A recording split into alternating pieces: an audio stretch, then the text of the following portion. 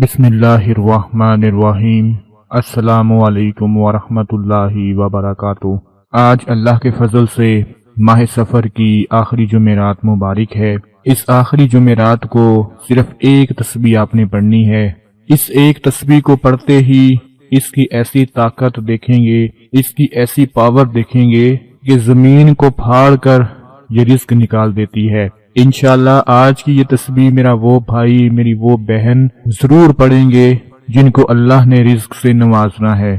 وہ خوش قسمت ہوگا، وہ خوش نصیب ہوگا جو آج ماہ سفر کی آخری جمعرات کو یہ ایک تسبیح پڑھ لے گا۔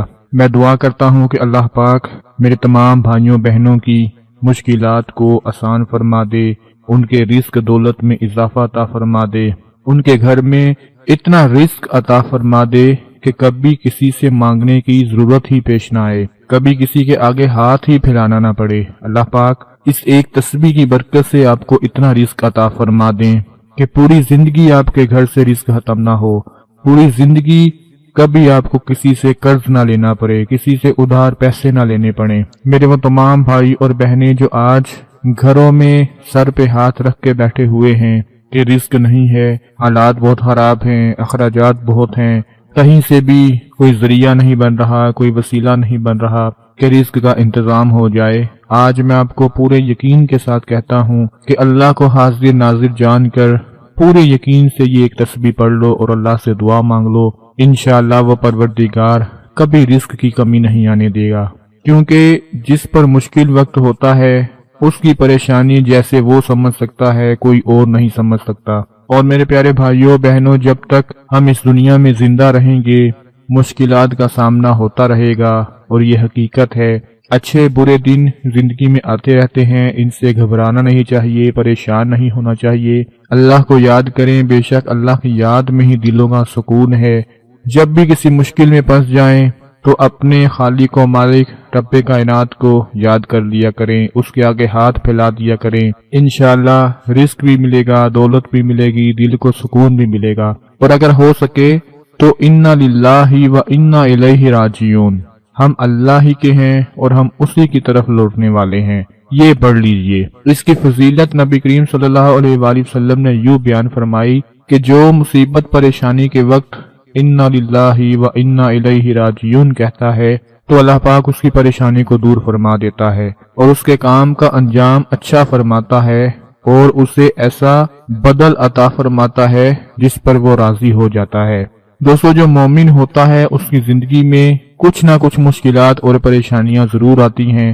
آج میں آپ کو جو عمل بتاؤں گا یہ آپ کی پریشانی کو بھی دور کرے گا، آپ کے دل کو بھی سکون عطا فرمائے گا، آپ کے گھر میں برکت بھی لائے گا، اور اگر آپ کا رزق زمین کے اندر ہوگا تو وہ پھاڑ کر آپ کو مل جائے گا۔ بس ایک بات یاد رکھیں کہ ہمارے پیارے رب عظیم، ہمارے پروردگار ارشاد فرماتے ہیں کہ ہم تمہیں ضرور آزمائیں گے، کچھ ڈر سے، کچھ بھوک سے، کچھ مال سے، جانوں سے، اولاد سے اور پھلوں کی کمی سے۔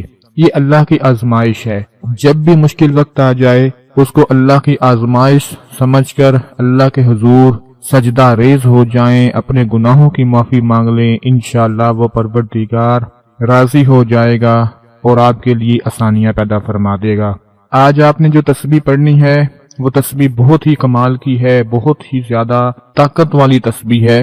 باوضو ہو کر اس نیت کے ساتھ پڑھنی ہے کہ اللہ پاک اس کی برکت سے، اس کے پڑھنے سے میرے رزق میں اضافہ عطا فرما دے گا۔ ایک تسبیح اپنے ہاتھ میں پکڑ لیں، کوئی بھی تسبیح پکڑ لیں، چھوٹی ہو بڑی ہو، اپنے ہاتھ میں پکڑ لیں۔ سب سے پہلے بسم اللہ الرحمن الرحیم پڑھیں، اس کے بعد ایک مرتبہ درود ابراہیمی پڑھیں، اللہم صلی علی محمد وعلی آل محمد کما صلیت علی ابراہیم وعلی آل ابراہیم انک حمید مجید، اللہم بارک علی محمد وعلی آل محمد کما بارکت علی ابراہیم وعلی آل ابراہیم انک حمید مجید۔ ایک مرتبہ درود ابراہیمی پڑھ کر تسبیح کے ہر دانے کے اوپر آپ نے یہ عمل پڑھنا ہے، یا اللہ یا اللہ، یا غنیو یا اللہ، یا مغنیو یا اللہ، یا فتاح یا اللہ۔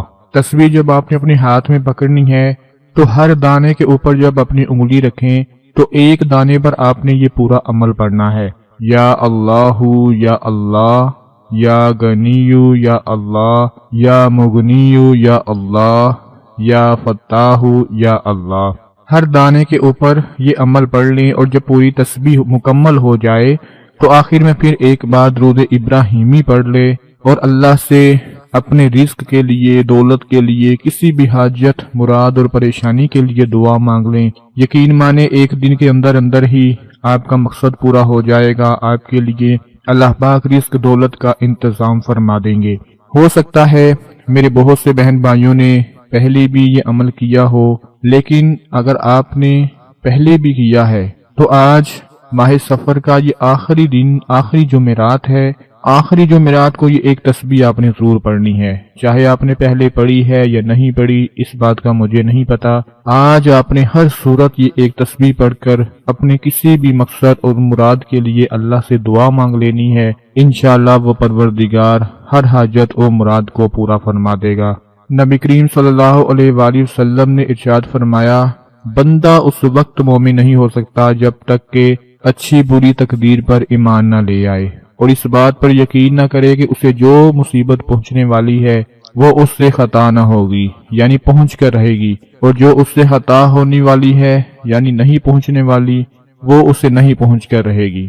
اگر مگر میں بالکل نہ پڑیں، بعض لوگ اگر مگر کے چکر میں پڑ جاتے ہیں کہ اگر میں اپنا مال فلاں وقت بیچ دیتا تو بڑا نفع ہوتا، مگر میں نے غلطی کی کہ اب بیچا ہے اور مجھے نقصان اٹھانا پڑا ہے۔ کچھ لوگ کہتے ہیں اگر میں اپنے بیٹے کو بائک نہ دیتا، کار نہ دیتا، گاڑی نہ دیتا تو اس کا ایکسیڈنٹ نہ ہوتا، یا اگر ہم اپنے مریض کو فلاں ہسپتال لے کر جاتے تو یہ زندہ بچ جاتا۔ اس طرح کے جملے بولنے سے مشکل کا احساس مزید بڑھ جاتا ہے اور صدمے میں بھی اضافہ ہوتا ہے۔ یہ انداز اختیار کرنے سے ہمارے نبی اکرم صلی اللہ علیہ وآلہ وسلم نے منع کرتے ہوئے فرمایا کہ اگر تمہیں کوئی مصیبت پہنچے تو یہ مت کہو اگر میں ایسا کرتا تو ایسا ہوتا، بلکہ یہ کہو کہ اللہ نے ایسا ہی لکھا تھا اور اس نے جو چاہا وہ کیا۔ دوستو، یہ جو اگر کا لفظ ہوتا ہے یہ شیطانی عمل کی ابتدا کرتا ہے۔ ہم میں سے بہت سے لوگ، زیادہ تر سمجھ لیں کہ 100 میں سے 90% اگر کا استعمال کرتے ہیں کہ اگر میں ایسے کر لیتا، اگر ایسے کر لیتا۔ اگر کو ہمیشہ کے لیے چھوڑ دیں، اللہ کی ذات پر یقین رکھیں، جو ہمارے مقدر میں ہے وہ ہمیں مل کر رہنا ہے۔ کچھ دعائیں، کچھ وظائف ہوتے ہیں جن کی برکت سے، جن کی مدد سے ہم اللہ کی رضا حاصل کر لیتے ہیں۔ آج کا یہ عمل آپ نے ضرور پڑھ لینا ہے اور اسے شیئر لازمی کرنا ہے، لائک لازمی کرنا ہے۔ اللہ پاک آپ سب کی مشکلات کو آسان فرمائے۔ اپنا بہت سارا خیال رکھیں، اپنی دعاؤں میں یاد رکھیں۔ اللہ حافظ۔